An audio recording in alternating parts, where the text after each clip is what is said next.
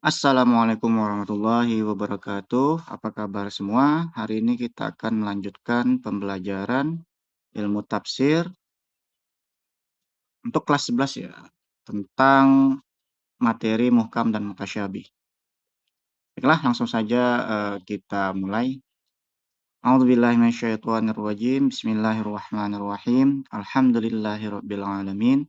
Wassalatu wassalamu ala asyrafil anbiya'i wal mursalin sayyidina wa maulana Muhammadin wa ala alihi washabihi ajmain. Asyhadu an la ilaha illallah wa asyhadu anna Muhammadar Rasulullah. Rabbi shrah lana sudurana wa yassir lana umurana wahlul 'uqdatam min lisanina yafqahu qawlana. Amin.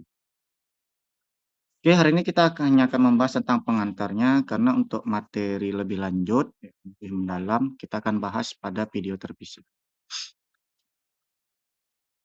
Pertama, yang kita akan bahas tentang definisi ya, tentunya ini adalah definisi ya.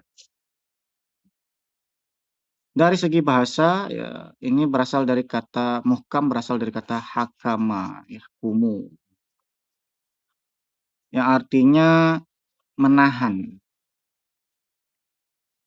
Kata al-hukmu berarti memutuskan antara dua hal atau perkara. Jadi, secara tidak langsung, hakim adalah orang yang memutuskan dua perkara, yaitu mencegah perbuatan zolim dan memisahkan antara dua pihak yang bersengketa, serta memisahkan antara hak dan yang batil, antara kebenaran maupun kebohongan. Dikatakan hakamtus safiha wa ahkamtuhu. Artinya saya memegang kedua tangan orang yang bertikai. Juga dikatakan hakamtud dabah wa ahkamtuha. Artinya saya memasang tali penahan pada hewan. Seperti itu.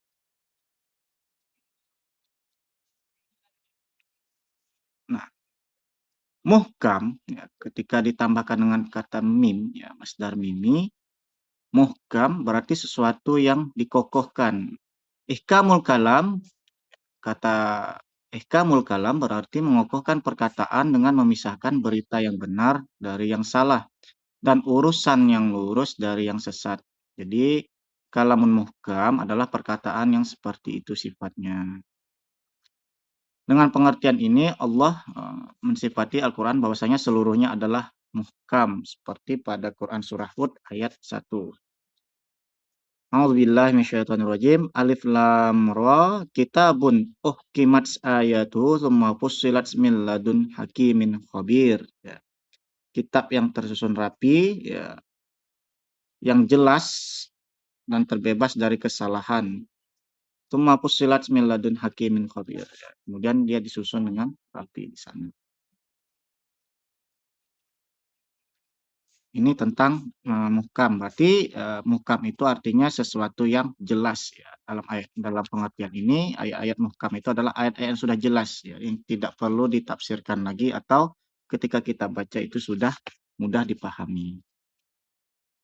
Sedangkan mutasyabih ya, mutasyabih itu berasal dari kata syubuh ya, atau tasyabuh, yang berarti makna serupa atau samar. Yaitu keadaan di mana salah satu dari dua hal itu tidak dapat dibedakan dari yang lain karena adanya kemiripan di antara keduanya, baik secara faktual maupun secara abstrak. Nah, dalam hal ini Allah juga mensifati bahwasanya ada ayat-ayat Al-Quran yang eh, mengandung ayat-ayat mutasyabihat atau samar. Jadi karena banyaknya makna yang terdapat dalam hal tersebut, maka tidak bisa ditentukan secara langsung uh, isi kandungan pesan yang terdapat di dalamnya. Allahu nazzala ahsanal hadithi kitaban mutasyabihan matani. Dengan demikian maka Quran itu ya mengandung ayat-ayat yang mutasyabih, yaitu sebagian kandungannya serupa dan dengan sebagian yang lain dalam kesempurnaan serta keindahannya, dan sebagiannya membenarkan sebagian yang lain serta sesuai pula maknanya. Ini yang dimaksud dengan tasyabuh al-am, atau mutasyabih dalam arti umum, ya, serupa. Nah, ada juga dalam Quran surah Al-Imran ayat 7, "Walladzi anzala 'alaikal kitab minhu ayatun muhkamat hunna ummul kitab wa ukhra mutasyabihat." Nah, di sini Allah menerangkan bahwasanya ada pengertian khusus antara ayat-ayat muhkam dan ayat-ayat mutasyabihat. Para ulama berbeda pendapat dalam mendefinisikan dua jenis tersebut. Tentang muhkam, para ulama berpendapat yaitu ayat yang diketahui maksudnya baik karena kejelasan redaksinya sendiri maupun melalui takwil penafsiran. Ada lagi yang mengatakan ayat yang tidak dapat menerima kecuali satu penafsiran, hanya satu makna saja. Ada juga yang mengatakan ayat yang kandungannya tidak mungkin dibatalkan atau tidak mungkin mansukh, ya. Ayat itu bersifat hukumnya itu keabadi, ya, berjalan sepanjang masa. Sahih likuli zaman wa makan. Ada juga yang mengatakan ayat yang jelas maknanya dan tidak membutuhkan penjelasan dari luar dirinya, atau ayat yang tidak disentuh oleh sedikit pun kemusykilan. Artinya dia tidak mengandung kemusykilan. Sedangkan mutasyabih, yaitu ulama berpendapat, pertama ada ayat-ayat yang hanya Allah yang memahami maknanya. Kapan terjadi apa yang diinformasikannya, seperti hari kiamat. Ada juga yang berpendapat yaitu ayat yang tidak dapat dipahami kecuali mengaitkannya dengan penjelasan, penelitian, ataupun penafsiran. Jadi memerlukan penelitian dulu, penafsiran dulu, baru bisa dipahami makna. Ada juga yang mengatakan ayat yang mengandung banyak kemungkinan makna. Jadi dia tidak terfokus pada satu jenis tafsir saja. Jadi ada banyak pesan-pesan yang terkandung. Dia bisa diartikan dalam satu sisi maupun beberapa sisi yang lain. Ayat yang mansuh yang tidak diamalkan karena batal hukumnya. Apa yang diperintahkan untuk diimani lalu menyerahkan maknanya kepada Allah. Ini seperti awal-awal surah, ya, alif lam mim, alif lam ro, ain, qaf. Ini merupakan ayat-ayat yang susah untuk dipahami. Jadi cukup diimani saja bahwasanya itu berasal dari Allah dan hanya Allah lah yang mengetahui maknanya. Yang berkaitan dengan kisah-kisah ini terutama peristiwa-peristiwa gaib yang tidak terjangkau oleh kemampuan manusia pada saat Al-Quran itu diturunkan. Jadi contohnya kisah Nabi Adam, kisah Nabi Nuh, ini kan sudah jauh generasinya dan sulit untuk dibuktikan secara mata kepala, Pak. Gitu.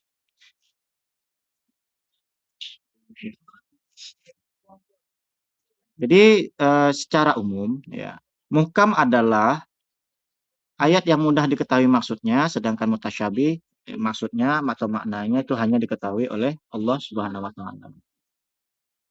Muhkam adalah ayat yang mengandung satu wajah atau satu pesan, satu makna, satu kandungan, sedangkan mutasyabih mengandung banyak wajah. Muhkam adalah ayat yang maksudnya dapat diketahui secara langsung tanpa memerlukan keterangan lain, sedangkan mutasyabih memerlukan penjelasan dengan merujuk kepada ayat-ayat yang lain. Jadi memerlukan penelitian dan penafsiran. Oke, berikutnya sebab-sebab timbulnya kesamaran atau mutasyabih. Ada 3 hal, ya, tentang ayat-ayat mutasyabih. Ada 3 jenis ayat tentang mutasyabih. Pertama, itu kesamaran pada lafaz atau kata yang digunakan. Seperti pada Quran surah As-Saffat ayat 93, Faragha alaihim dorban bil yamin. Ya, kata yamin ini mengandung banyak makna. Ya. Ia bisa berarti menggunakan tangan atau fisik, tangan kanan, atau dia juga bisa berarti sumpah. Jadi penafsirannya, bisa saja Nabi Ibrahim pergi dengan cepat-cepat dan sembunyi-sembunyi menuju patung itu, kemudian memukulnya dengan tangan kanannya sampai patung itu hancur. Ya. Atau bisa juga dia memukulnya karena menghancurkan patung-patung itu karena dia sudah bersumpah di hadapan kaumnya untuk merusak berhala-berhala tersebut. Jadi ini mengandung banyak uh, makna dari satu lafaz. Nah, yang kedua itu mutasyabih pada maknanya. Ya. Seperti pada Quran Surah Al-Fatah ayat 10, Yadullah fauqa aidihim. Nah, kalau diartikan secara lugawi, yadun itu berarti tangan. Yadullah fauqa aidihim. Tangan Allah di atas tangan mereka. Nah, ini mustahil diartikan atau dimaknai seperti itu karena salah satu sifat Allah itu laisa kamitslihi syai'un. Jadi kalau kita menggunakan kata tangan itu sama saja nanti orang akan membayangkan tangan seperti halnya tangan manusia. Nah, ini sudah eh, tidak sesuai dengan sifat-sifat Allah. Maka dari itu para ulama lebih banyak mentakwilkan agar lebih sesuai dengan sifat-sifat Allah. Yadun itu digantikan dengan kata kuasa. Jadi makna yang aslinya dalam penafsiran itu kekuasaan Allah di atas kekuasaan mereka. Seperti itu. Yang ketiga, kesamaran pada lafaz dan maknanya. Ini pada Quran Surah Al-Baqarah ayat 189. Walaisal biru bi an ta'tul buyuta min zuhuriha. Nah, penggalan ayat ini dinilai mutasyabih karena redaksinya sangat singkat.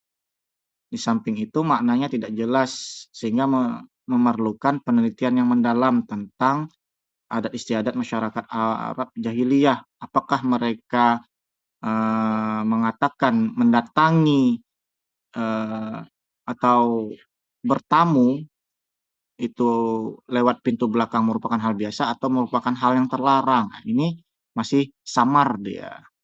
Karena memang pada kebiasaannya ya bertamu itu lewat pintu depan. Nah, pertanyaannya yang bertamu lewat pintu belakang ini apakah memang sudah menjadi adat istiadat atau tidak? Ataukah merupakan sebuah pantangan atau tidak? Ini masih berupa samar, masih memerlukan penelitian lagi. Nah, berikutnya kita akan membahas tentang macam-macam mutasyabih. Muhammad atau Imam Al-Zarqani, Muhammad Abdul Ghazim Al-Zarqani itu menerangkan ada 3 macam ayat-ayat mutasyabihat. Yang pertama, ayat-ayat yang seluruh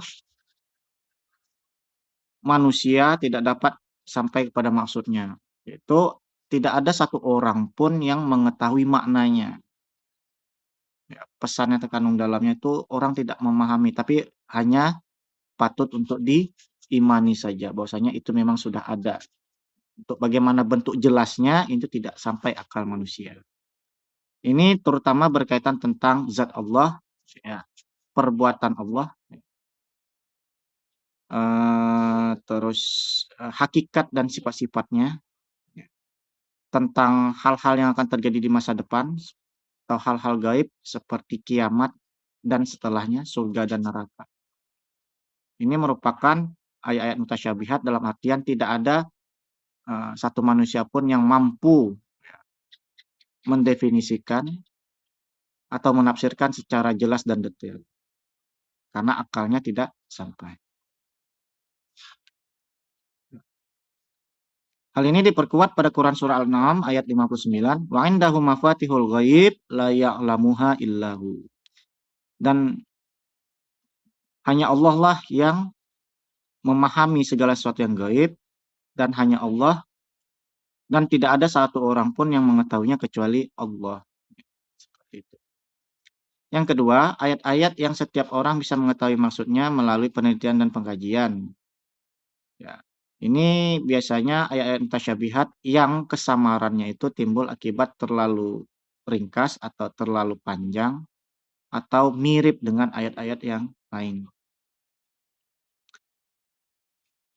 Ini seperti pada Quran surah An-Nisa ayat 3, wa in khiftum alla tuqsitu fil yatama fankihu ma taba lakum minan nisa. Ini samarnya terdapat pada keringkasan di mana tentang pembahasan anak-anak yatim, ya. seharusnya kalau dalam bentuk penafsirannya, ya, untuk bentuk yang lebih jelasnya dalam sebuah tafsir, wa in khiftum alla tuqsitu fil yatama idzan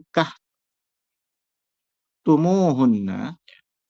Jadi ketika kalian ingin menikahi anak-anak yatim tapi takut tidak mampu berlaku adil kepada mereka, fangkihu ma taba lakum minan nisa, maka nikahilah wanita-wanita yang lain. Dan ayat ini biasanya digunakan untuk orang-orang yang ya suka membahas poligami misalnya. Karena ada lanjutannya, masna wa sulasa wa ruba. Seperti ya. Izin untuk menikah 2, 3, dan 4 itu disebabkan karena karena ketakutan akan berlaku adil terhadap anak-anak yatim. Nah, ini terdapat mutasyabihat karena keringkasan redaksinya. Ayat-ayat mutasyabihat yang maksudnya dapat diketahui oleh ulama tertentu dan bukan semua ulama. Jadi hanya orang-orang tertentu yang bisa mengetahui makna dari ayat-ayat tersebut, seperti Imam Ibnu Abbas, ya, sahabat kita, salah satu ahli tafsir tertua yang terbaik itu Abdullah Ibnu Abbas.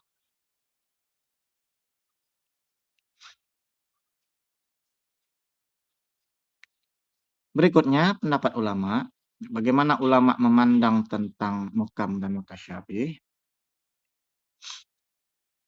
Ada beberapa kelompok ya yang menjelaskan tentang ayat mutasyabih. Kita ambil saja salah satu contoh, Ar-Rahman 'alal 'arsyistawa. Ini dalam Quran surat Toha ayat 5, yaitu Allah Subhanahu wa taala yang Maha Pemurah bersemayam di atas arsy. Kata istawa atau bersemayam, ya, ini menjadi perdebatan di antara para ulama. Menurut Subhi Aswaleh,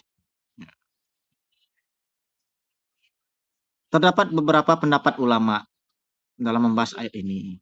Mazhab salaf, yaitu orang-orang yang percaya dan mengimani sifat-sifat mutasyabih itu dan menyerahkan hakikatnya kepada Allah sendiri, mereka mensucikan Allah dari pengertian-pengertian lahir yang mustahil bagi Allah dan mengimaninya sebagaimana yang diterangkan Al-Quran, serta menyerahkan urusan mengetahui hakikatnya itu pada Allah sendiri. Artinya, ya, kata istawa atau bersemayam, ya, atau berehat, ini versi Allah dengan versi manusia itu berbeda. Tidak mungkin disamakan. Karena pada prinsipnya Allah memiliki sifat laisa kamitslihi syai'un. Allah tidak menyerupai apapun.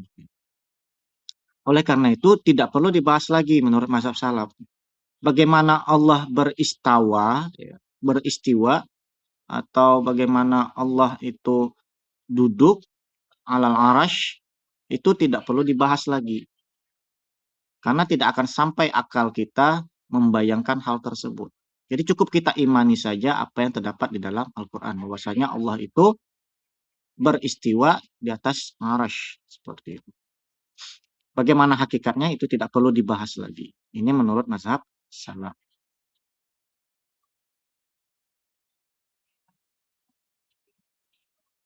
Kemudian mereka juga berpendapat, ya, menurut Imam Malik bin Anas, al-istiwa ma'lumun wal kaifu majhulun wasu'alu anhu bid'atun wa azunnuka rajulas su akhrijuhu anni. Imam Malik ditanya tentang kata istiwa ini, beliau berkata, istiwa itu maklum, sudah diketahui banyak orang bagaimana bentuknya. Caranya untuk Allah itu sendiri, ya, bagaimana Allah beristiwa itu majhul, tidak diketahui, tidak sampai akal kita. Wasu'alu anhu bid'ah. Ya. Mempertanyakan hal tersebut itu hukumnya bid'ah. Mengada-ngada. Dan orang yang bertanya ini, menurut Imam Malik, saya duga engkau ini orang jahat. Maka keluarlah olehmu dari majelis saya ini. Jadi Imam Malik tidak mau membahas tentang kata istiwa yang terdapat pada ayat ini. Karena cukup diimani saja. Mustahil bagi manusia untuk mencapai pemahaman tentang istiwa tersebut Bagaimana Allah beristiwa, ini bersemayam itu tidak sampai akal kita. Dan tidak perlu kita bahas. Seperti itu menurut Imam Malik. Jadi kalau ada orang yang mencoba untuk mengandai-andai, maka dia termasuk dari perbuatan bid'ah. Allah itu beristiwanya seperti ini, aras itu seperti ini, seperti ini. Nah, maka menurut Imam Malik ini perbuatan yang bid'ah. Hal ini sesuai dengan qiraat Ibnu Abbas, wa ma ya'lamu ta'wilahu illallah. Dan tidak ada yang mengetahui takwil dari ayat mutasyabih itu kecuali Allah Subhanahu wa taala. Nah, pendapat yang kedua itu datang dari mazhab khalaf, yaitu ulama yang menakwilkan lafaz-lafaz yang makna lahirnya mustahil kepada makna yang layak dengan zat Allah. Karena itu mereka disebut pula muawilah atau mazhab takwil. Mereka memaknai istiwa dengan ketinggian yang abstrak berupa pengendalian Allah terhadap alam ini tanpa merasa kepayahan. Kedatangan Allah diartikan sebagai perintahnya. Allah berada di atas hambanya dengan sifatnya yang maha tinggi. Allah tidak berada di satu tempat pun. Ya. Tidak ada tempat tertentu bagi Allah yang mampu dibayangkan oleh manusia. Sisi Allah dengan hak Allah, wajah dengan zat. Ketika ada kata mata yang dikaitkan dengan Allah itu disebut dengan pengawasan. Ketika ada tangan yang dikaitkan dengan Allah itu berarti kekuasaan.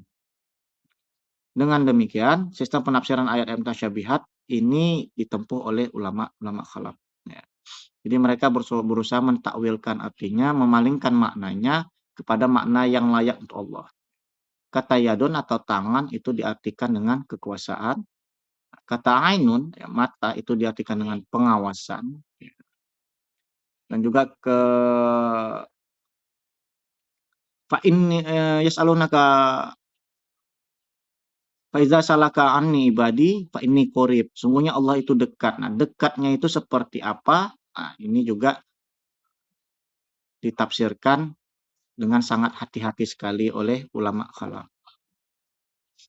Alasan mereka berani menafsirkan ayat mutasyabihat, menurut mereka itu adalah suatu hal yang harus dilakukan untuk memalingkan dari sesuatu makna yang tidak dapat dipahami oleh manusia menjadi makna yang dapat dipahami oleh manusia tanpa merusak kesucian dari sifat-sifat Allah tersebut.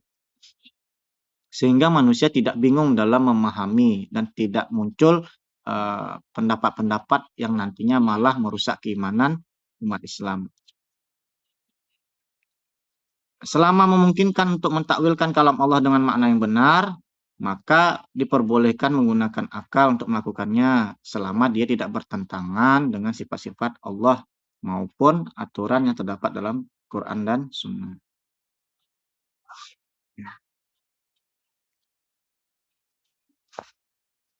Selain itu, ya, Ibnu Abbas pernah berkata, ya, yang diriwayatkan oleh Ibnu Al-Munzur, an Ibnu Abbas fi qaulihi wa ma ya'lamu ta'wilahu illallah warrasikhuna fil ilmi qala ana mimman ya'lamuna ta'wilahu. Ibnu Abbas ditanya tentang firman Allah berkaitan ayat yang tasyabihat, maka beliau berkata, tidak ada yang mengetahui takwilnya kecuali Allah dan orang-orang yang mendalam ilmunya. Nah, saya adalah di antara orang-orang yang mengetahui takwil dari ayat-ayat tasyabihat. Ini sebagai argumen dari mazhab khalaf bahwasanya manusia yang mendalam ilmunya warrasifun itu bisa mentakwilkan dari ayat-ayat tasyabihat. Nah, pendapat yang terakhir sebagai jalan tengahnya ya, dari Imam As-Suyuti bahwasanya Ibnu Daqiq Al-Aid berpendapat kita boleh mentakwilkan selama itu tidak melenceng, ya, tidak jauh. Dan ketika takwil itu sudah jauh, itu sudah bertentangan dengan zat-zat Allah, sifat-sifat Allah, maka kita harus kembali kepada ayat awal. Artinya kita harus mengimani dan tidak perlu ditakwilkan kembali. Agar kesucian Allah ini ya tidak terganggu oleh pendapat-pendapat manusia yang tidak sampai akalnya dalam memahami zat-zat dan sifat-sifat Allah Subhanahu wa taala. Nah, oleh karena itu, ya, para ulama menyebutkan bahwasanya mazhab salaf itu dikatakan lebih aman dan tidak jatuh kepada tafsir maupun takwil yang melenceng, yang merusak akidah dan iman. Nah, seperti itu. Nah, sebagai kesimpulan, ya, andai kata seluruh ayat Al-Quran itu terdari ayat-ayat muhkam yang sudah jelas, mudah dipahami, ya, ketika kita baca kita sudah paham artinya dan langsung bisa diamalkan, niscaya akan sirnalah ujian keimanan dan amal lantaran pengertian ayat yang jelas. Seandainya seluruh ayat-ayat Al-Quran itu mutasyabihat, maka Al-Quran akan susah dipahami maknanya. Sedangkan ia merupakan hudal lil muttaqin, sebagai penjelas dan petunjuk bagi orang-orang yang bertakwa. Orang yang benar keimanannya yakin bahwa Al-Quran itu seluruhnya dari sisi Allah. Segala yang datang dari sisi Allah pasti hak, benar, dan tidak mungkin bercampur dengan kebatilan. Al-Quran yang berisi ayat-ayat muhkam dan ayat mutasyabih menjadi motivasi bagi umat Islam untuk terus-menerus menggali berbagai kandungannya, sehingga mereka akan terhindar dari taklid, ya, dan bersedia untuk menafsirkan, belajar tentang Al-Quran, belajar tentang tafsirnya, belajar tentang ulumul Qurannya, dan segala macam ilmu yang diperlukan dalam memahami Al-Quran. Ya. Memikirkan makna-maknanya, mengamalkannya dalam kehidupan sehari-hari. Baiklah, hanya ini yang dapat saya sampaikan. Kalau ada kesalahan, kekurangan, silakan disampaikan pada kolom komentar. Kita tutup dengan mengucapkan Subhanakallahumma wa bihamdika asyhadu an la ilaha illa anta astaghfiruka wa atubu ilaik. Walhamdulillahirabbil alamin. Wassalamualaikum warahmatullahi wabarakatuh.